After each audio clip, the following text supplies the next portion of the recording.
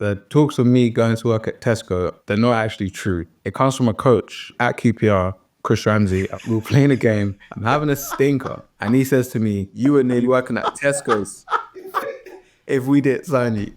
This interview special is presented by our great friends at New Balance, which is a brand that I love. A brand that's behind the boot, that's built for speed. The Furon. Speed it up. My guest today is living proof that football's at its best when it transcends football. And this gent's story is all of that. A rise from remarkable roots, overlooked, ground down, rejected at seemingly every stage of the English football pyramid. Somehow he found the strength to keep grinding and believing, turning himself into a singular pulsating talent that one former manager dubbed one of the most beautiful floating players I've ever seen. To hear the commentator say his name is really a cue to lean forward in your seat. You just know that a bright blast of self-expression is about to go down. It is a real delight to welcome England and Crystal Palace's Eberechi Eze. Hello, Rod, man. You made it sound special, man. That was top. I'm just reading your story back to you with no lies. That's incredible. We're just writing a screenplay. You are living it. And what I'd love to do is to get inside your head of what you've experienced, because I know the beginning. June 1998, born to Nigerian parents, Greenwich, South London. What you've called, in your own words, the not so nice part of Greenwich. And I believe your escape after school with the football cages. Can you describe the scene in these cages to the audience? Because I imagine it like something from the NBA, like Rucker Park. Just a phenomenal place, a magical place, a place where a legend can be formed. To be fair, it doesn't sound too dissimilar to that. I think the cages, I think everyone in Southeast London, not even Southeast, just the whole of London, that's the thing that you do after school. Whether it's with your boys, with the people that you don't know, people on the estate, you're just there and you're playing and kicking it. That's your first bit of education in the sport. So that's sort of where I've grown up and seen myself. I see myself in that now. That's how I see it. I believe you'd play day and night. You'd skip meals. The old cliche, you wouldn't leave until your parents called you in. You say that the game you play was kind of forged in those cages. How did it mould you as a footballer? For me, it's more the mentality of just being able to fail and to just pick yourself up and go again, to make mistakes and not to be afraid of making the mistakes, knowing that, okay, you might make 1, 2, 3, but by the 4th, 5th, you're going to get it eventually. So I think that level of resilience in my mind more than anything is the biggest thing. I want to get back to that resilience, because your story is one that is soaked in tenacity. But the style of football in those cages, we spoke to Mesut Ozil once, who also grew up. He played on basketball courts, and he talked about just the lack of space forced you to see space where, crevices that other footballers couldn't see. Was that the same for you? Is that where you kind of, where the ball stuck to the end of your foot, kind of style of football was forged? Yeah, that's exactly it. Playing in small, tight spaces, you got to be creative. You got to find solutions fast. And training that from such a young age, it becomes part of your makeup, part of who you are. And you see so many players in the Premier League from London, not even just in the Premier League, just all over the world from London. And the similar way of thinking, similar way of playing, seeing the game in a similar light, and then expanding that with 11-a-side football, highest level, pressurized. It's an important part of a lot of people, I think, for sure. Your story is one. You mentioned the mental resilience, because it is one of highs. But hearing your story, Ebs, it is one of so many lows humanly. 2006, age 8, you were signed by your favourite club, Arsenal, then managed by Arsene Wenger Arsenal. And I did wonder, for a football-obsessed gooner coming from South London's cages, what did that feel like to have put that first rung on the ladder for the club that you loved? As a kid, that was like everything. Like, you go on trial, you're looking at different clubs, getting scouted by different places, going training at different places. So to get scouted by Arsenal, supporting them, Thierry Henry was my guy at the time as well. So it was like, this is a perfect match for me. Of course, you're young and you don't truly understand what it means to be a professional football player, but the passion and the drive that it gave me at that time, that's what football's about for sure. When they gave you your first kit as an 8-year-old, did you look at the badge and just be like, nothing can go wrong now, nothing can stop me? I remember the kit they gave us was the red O2 kit, and it was long sleeve as well. So like, as a kid, you're wearing, this is this shirt that Henry was wearing. So it was like, this is the perfect shirt. There's no shirt better than this. I made it. I've made it. I think my parents have still got it now. So it's tiny, but it just takes you back to that, man. That's what it was. Everything at the time. Everything at the time. You were in the same youth team as Alex Iwobi, Reece Nelson, Serge Gnabry. Alex is a couple years older than me, so I would have trained with him a bit. But these are all people who were in the academy when I was there. So I was obviously rubbing shoulders with them, seeing them, hearing about them. And there was something about Hale End, that academy. There was just so much going on, so many different players coming through, and who would be the next prospect to get there. So of course, these names are huge names for sure. But then the darkness kicked in. Age 13, Arsenal released you, told you that your defensive work rate wasn't where they need it to be. I believe you cried in your bedroom for an entire week and then cried again a couple of months later when you played against Arsenal for your new club, Fulham, and you had to shake your old academy manager's hand.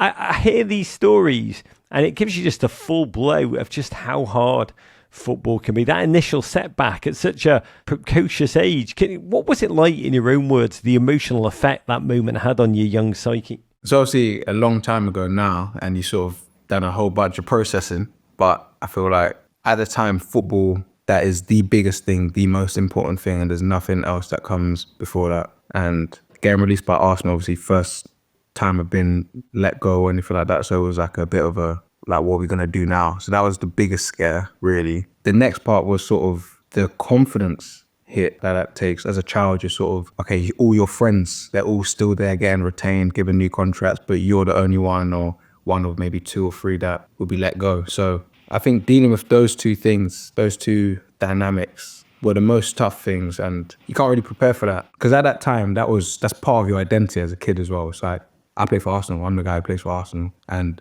at my school, he's one who plays for Arsenal. So to then not have that anymore was a huge, huge shaker for sure. What did you tell yourself, Ebbs? Is there a piece of advice from that time that you received that helped, and who did it come from? So my family, my mum, my dad, my two brothers and my sister, their support, I probably didn't understand it at the time, but their support, wisdom, guidance in that time, and the faith that they began to instill in me from then that's something that I can't even put words on to describe, to be honest, because I feel like if I don't have that, I'm not where I am today.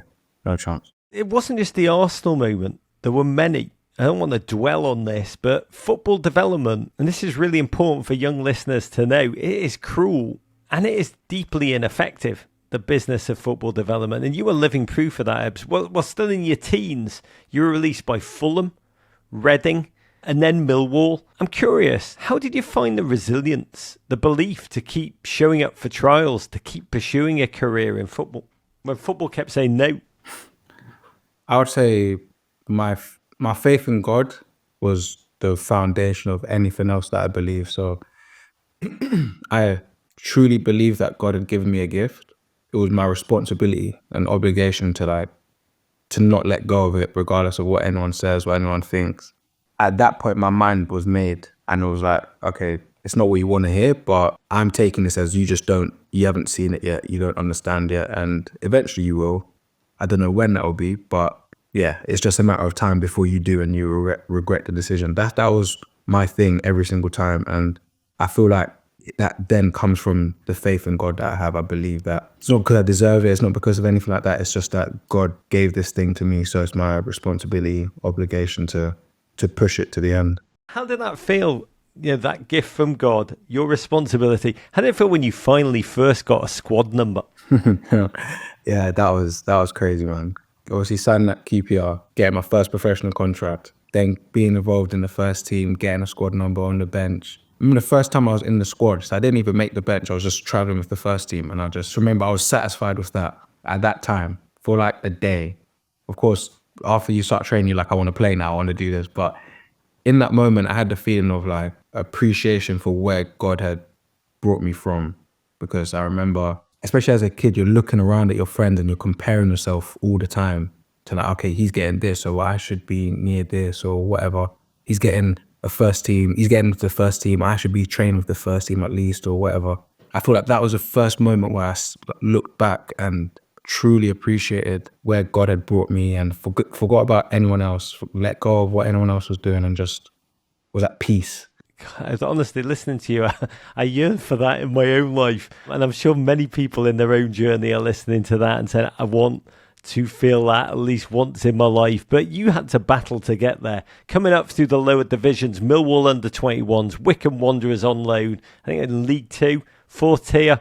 I once interviewed Dele Ali, who spent his early career at MK Dons, and he talked about when he was there as a teen, doing his flicks and his nutmegs, and he was nutmegging journeyman footballers. He said he'd just look at them and know all they wanted to do to him in that second was just kick the crap out of his shins. Yeah. And you've got this singular magical style of play. I do want to know, how did that go down in the bowels of English football? I have no idea, man. Honestly, I think when you go into academies, they're not teaching you how to play like that or concerned necessarily with what you're doing. They want to try and, okay, you got some strengths, we'll try and maximize them. But I feel like abroad, they're teaching this from the start and they probably get it a bit more than us, being realistic.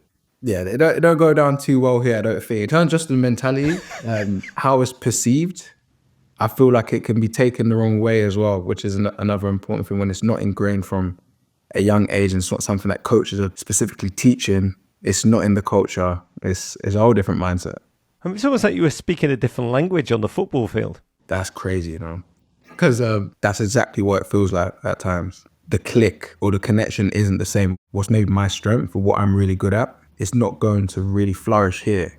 And that's why I say until I got to QPR, I really hadn't seen that click or that connection. But at QPR, I actually felt people and saw people that appreciated that way of playing. So it became, okay, now we must push this guy because he's got this, which is a whole different way of thinking. A whole different way of thinking about football, a whole different way of thinking about life. This story does turn, listeners. Of course it does. Ebbs is sitting there. We know he plays for England now. But this part of the journey, when you were late teen, 17, 18, second tier Millwall, they had you. They released you, which even you admitted at the time. There's an interview. You said it wasn't a huge surprise. They were playing lump and dump kind of football. I didn't say lump and dump.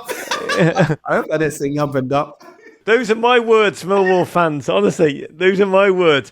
But, ultimately you went to Swansea City, Sunderland, second tier Bristol City, and all of them could not find a place for you in their squads. I believe you're even preparing for a part-time gig at a supermarket, Mighty Tesco's, considering abandoning football, going to college. When your agent told you about a trial with Queen's Park Rangers, this was your fifth club. And what I really trying to understand about this period, really, Ebbs in the wilderness. When you went to QPR originally, did you enter with fear of rejection again? Like slightly wounded, burnt by this experience? Or do you have the ability to just refocus, keep that mind clear and go again? Before I answer the question, I need to say the talks of me going to work at Tesco, they're not actually true. It comes from a coach at QPR, Chris Ramsey. I'll name him because he's an incredible guy who's helped me massively and signed me at the time.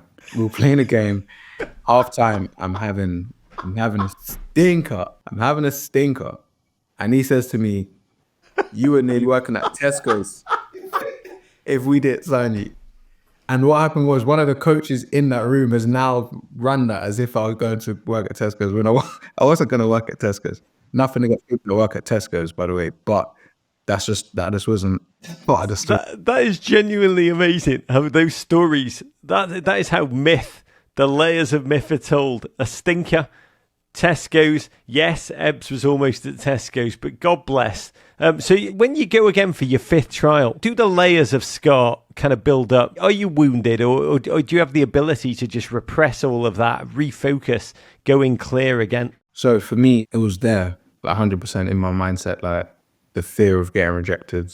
I don't think I would be a human if I didn't have that in my mind. It's natural to have that because you've experienced it, it's part of you. But I feel like what I did with it was not allow it to stop me from doing what I would like to do or being free to, again, have that mentality of you can make a mistake, be free to make a mistake because when you take risk, the reward on the other side is worth it. I didn't allow that mentality to sort of be dimmed because for me, that's the most important thing. You can have difficulties, you can be anxious, nervous, whatever it is, but as long as it doesn't stop you from doing what you know is the right thing to do or stopping you from being free, then you're human at the end of the day. So that's the main thing. For me, it was very much so that try your best to express yourself, be free, enjoy. And the bottom line of all of this was my faith in God. That is it. I truly, truly, truly believe God gave this to me. It's not mine. I don't take it for granted because I know this was something that was freely given to me. When you have that belief, it relieves pressure off of you. And I know that, okay, I'm going to keep going. And God will open the door that needs to be opened. It won't be me to force the door or whatever. Of course, you do your best, but I had peace that God would make it happen. Once you got to QPR, it was like night and day. You made inroads almost immediately. Your captain at QPR, our friend Nedum Onuha, tells the story of how the young generation would play the older players at the end of training. And he said he knew the outcome would come down to whether you were playing or not. And it was the same on the field. 14 goals, 8 assists, QPR Player of the Year, spot on the Championship Team of the Year.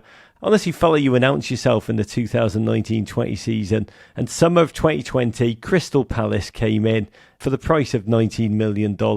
Opening game of the season, 1-0 win over Southampton. You came in 81st minute as a substitute. I was watching that game. As you stepped onto that field for the first time, a Premier League player, can you describe the emotions, Ebbs, that you felt? Was it vindication? Was it joy? Was it relief that you'd finally made it? First and foremost, looking back, the most intense feeling was joy, for sure. You know, this is what you've been dreaming of. It's fulfillment of part of your dream. So to get there, to get to that level, to play at the biggest stage, to play in the Premier League, that's like, you've been thinking about that from forever. So for that to actually happen and become real, the joy outweighs everything, for sure. For sure it does. I think once you continue that journey, you then do look back and you do remember, okay, look at this, look at that, and you think about the different milestones on the journey. But it is a huge release of joy because, again, I know what God has given me. I know that this is a product of God's hand in my life. I mean, God's hand, your feet, your first goal in your third start, stunning free kick against Leeds United that you'd won yourself on the edge of the box. One of my favourites came again against Leeds, I think October 2022. You ran down the cluster of defenders on the edge of the box. Liam Cooper comes out to tackle you, but you just kind of shimmy to the right, just leaving his body. Almost like you can see his soul leave this stadium, and then you just tuck it into the far corner. I'll never experience a moment like that. I've come to terms with that at this point. Yeah?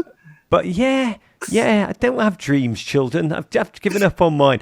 Tell me, what goes through your head in moments like that? Are you thinking each step of the way, Ebbs? Or is it all just muscle memory, just float?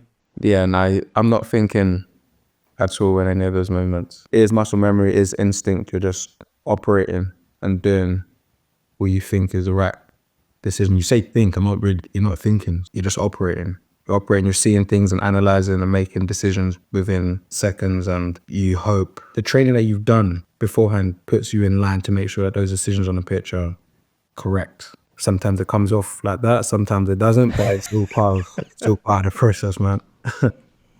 When you look back on it, on your phone, do you look at it like out of body, like, oh my God, I can't believe I'm doing that? Or you're like, yeah, of course I did that. It's just like being back in the cages of South London. What's funny is with like certain goals and certain skills, it is like that. Because in the moment, you can't see it. You can only feel what's happening. So you can feel, okay, that touch was good or that skill was nice. You can feel what you've done to someone on the pitch, whether you dropped a shot and they're gone. But oftentimes you can't see. You don't know exactly what's happened. So when you look back at it, for me, that's why I enjoy watching highlight reels of like all the big players. And even when I see highlights of myself, I'm like, I love that stuff because you get to see. I'm used to not seeing, I'm used to feeling, and it is a cool experience. I mean, it is. It's like watching yourself just unleash poetry. And there were so many highlights in your reel. But again, there's nothing straight line about life or football. And for every free kick or shimmy or moment of inspired creativity, I do need to take you back to May 2021. When you ruptured your Achilles in training, a brutal injury. I believe, and I'm now throwing this out nervously, because this could be myth too, you returned to find a message from Gareth Southgate, then England national team manager, saying that you've been called up to the provisional Euro 2020 squad, which honestly feels like a scene from a movie, just an ironically cruel scene. Did that happen? How did you process it? Do you laugh? Do you cry? Is it both? So I obviously ruptured my Achilles in training. I've then been taken in by the doctors and physios, sat in the doctor's room had a little scan. Yes, definitely ruptured, whatever. Then I've asked my phone so I can call my wife and my parents and that. I've checked my phone and I've seen, it's not from Gareth Southgate, it's just a preliminary message that I don't know how many players will get this before you get selected to go into the national team. So I'd never received a message from the first team before saying that I was even on the list or anything like that. So that was like, okay, there's actual chance I could be selected. But of course, now that I'm injured, there's zero chance. It was painful at the time because I'm obviously now injured and I'm England stuff aside, I'm thinking in my head, I don't know what this means. But at the same time, there's a huge sense of peace because I don't believe that's for no reason. I believe God showed that to me for a reason. So I saw that as I'm on the right track, I'm on the right path. Just keep locked in, stay locked in and keep pushing towards this thing that you really believe you can achieve and it will come. I mean, it's amazing that inner peace that you found to sit out 6 months, to miss those Euros, to not start a Premier League game for almost a year. You know, trying to project again, football is where you find peace, doing what you do, coming so close to playing for England. I don't know how you did find that inner peace and sustain it, but you did return rebuilt, bionic, with joy and wonder. You really set the Premier League on light last season. 11 goals, 4 assists. It was magnificent to watch. Honestly, a tiny spark of delight in the hearts of everybody who watches the game. Last season, you were just hitting your stride every single game. When you were getting on the ball and looking up, back doing what gives you the most joy, the most peace, I'm imagining. Michael Elise surging to your right, defenders just grimacing as you charged onto them. Felt like every time you got on the ball that you'd hurt opponents. After all you've been through, what was that experience of last season like?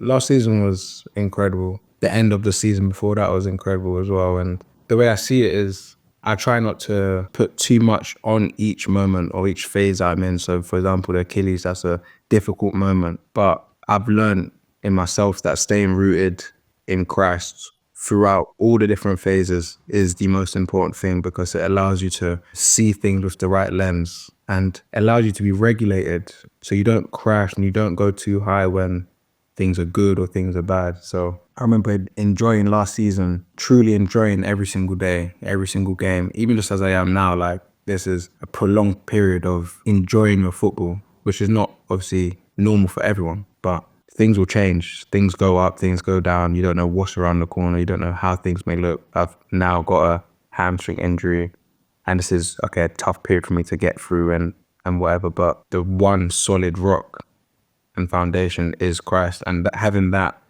allows me to deal with whatever circumstance I'm in. Ebbs, may this be the low point in your football career talking to me. Hey, this is pretty high, you know. I've done well to get here. I've done bloody well to get here. I'll say that. I know, it's amazing. I was at Crystal Palace's pre-season training camp last season in Detroit with filmer Roy Hodgson and the great Chris Richards. I got to witness you. You were in the other room. You were playing table tennis with Michael Elise. I will say, it was mad. It was like watching two Olympians smashing the ball at each other. It was like you could pick up any sport. The two of you were like clearly, crazily competitive as a duo.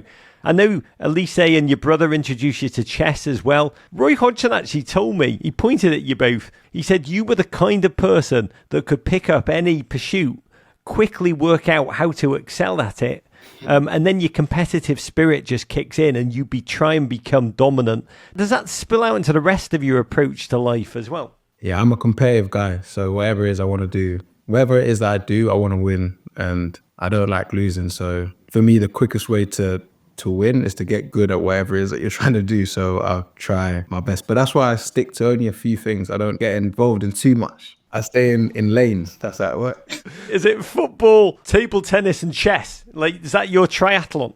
I would say, if I'm honest, those are my three things.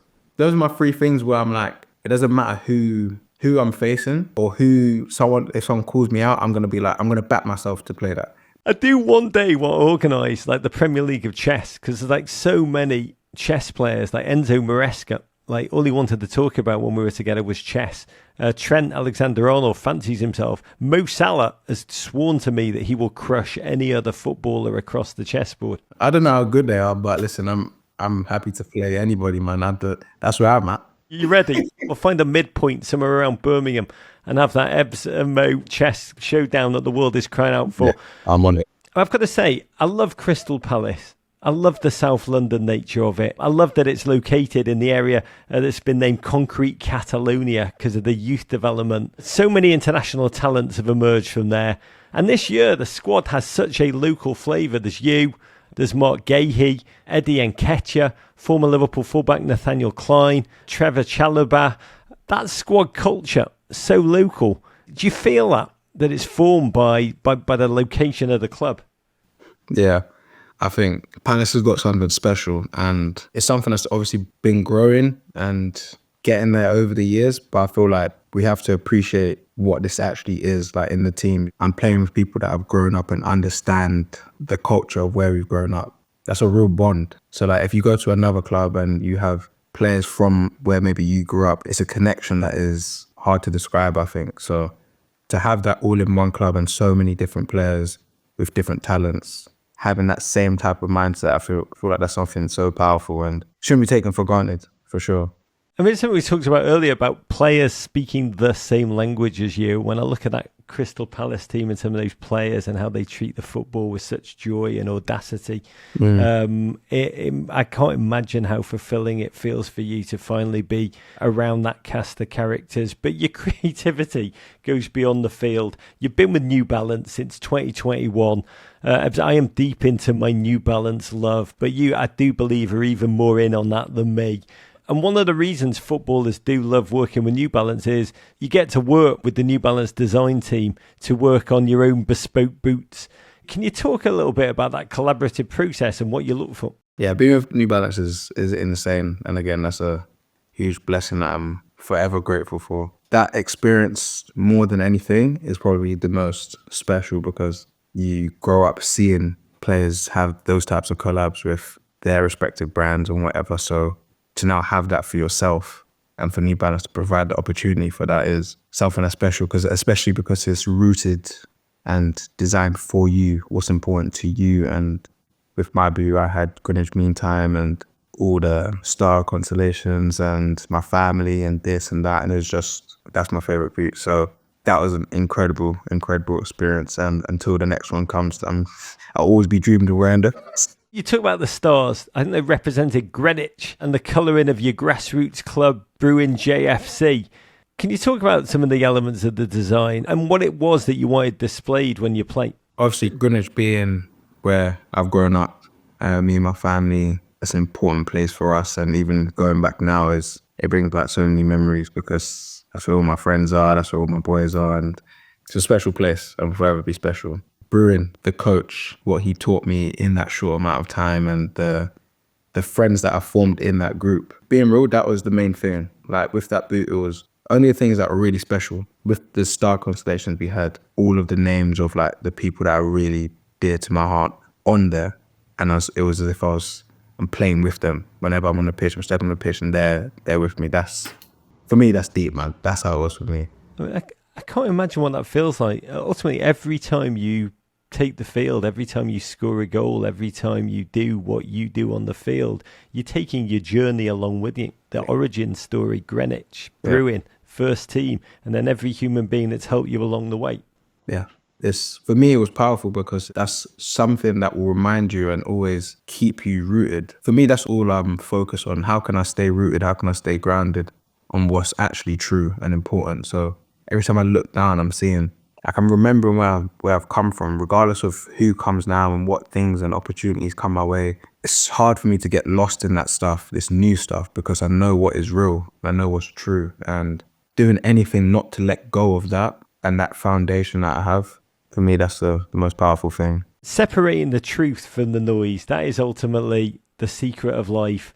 And after going on this journey through so many trials and tribulations, we hit the apex this summer. The call from Gareth Southgate comes in again. You were called up to the England squad for Euro 2024.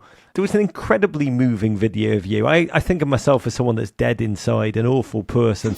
But when I watch this, find this video, listeners, of Ebbs reporting for international duty for the very first time.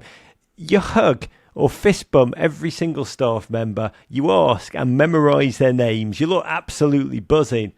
I'll be honest, I watched that video a number of times because I do think it's proof that it costs nothing to be kind. I try to be a nice guy. I try to be a good person because that's what I believe we're all called to be. But I'm not that good. I'm honestly not that good. And I know that I'm not that good. So when I'm asking those questions, like even just what's your name, I feel like that's what I want to say to me. So honestly, I'm grateful for the praise that you give me and the compliments, but I'm nowhere near as good as what what's being paid here. I mean, it is, honestly, at the end of the day, this is part of your story. Nice guys can and do succeed. And I thought about you again. England went all the way to the Euro 2024 final. I think you first came in 70th minute against Denmark. Came in for Bukayo Saka. What did you think of in that moment, in an England jersey, a kid from the cages in Greenwich? Did you think about the coaches, the managers, the clubs who told you no, the severe injuries that you'd had to overcome, almost the fire and rain that had taken you to get there? What do you think about in moments like that? In that moment, obviously coming on, the only thing on my mind at that time is how can I score? How can I help this team win right now? And that's it. And I think as a competitor, that's it. I just want to win. So it's hard to think of anything in that moment, but I feel once you come away from it and you speak to people and you have time to reflect, even just being selected alone, that gave me enough time to sort of really appreciate and think about all that God has done and how he's blessed me to be in this position, given me the opportunity to be there and to showcase this gift that he's given me. I feel like this is something that you dream of, something that you want to do and you want to continue to do for the rest of your career, and to play at the highest level of football and trying to enjoy living it out with gratitude, staying rooted, and I'm working towards this dream. Last question for you. We have a young audience listening, watching this.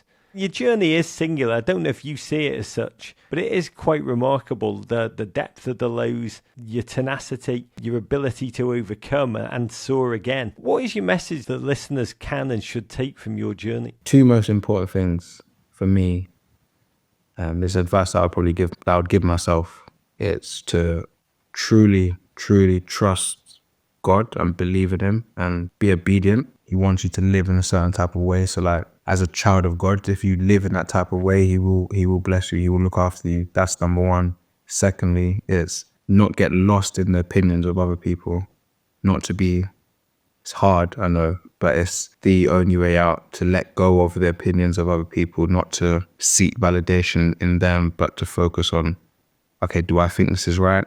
How can I be the best version of myself? And work towards that every day. No comparison, no noise. Just focused on truth. That is a beautiful note to end on. Ebbs, I'm so bloody grateful to you, to your family, to your creativity, tenacity. Long may you be bright, man. Thank you very much. I'm grateful to have been on the show as well, man. This is big, man. Hey, I told you, I've done some work. I don't work to get it, man. This is cynical stuff. May this be the nadir. May this be the low point. You were beautiful, man. Ebbs, courage.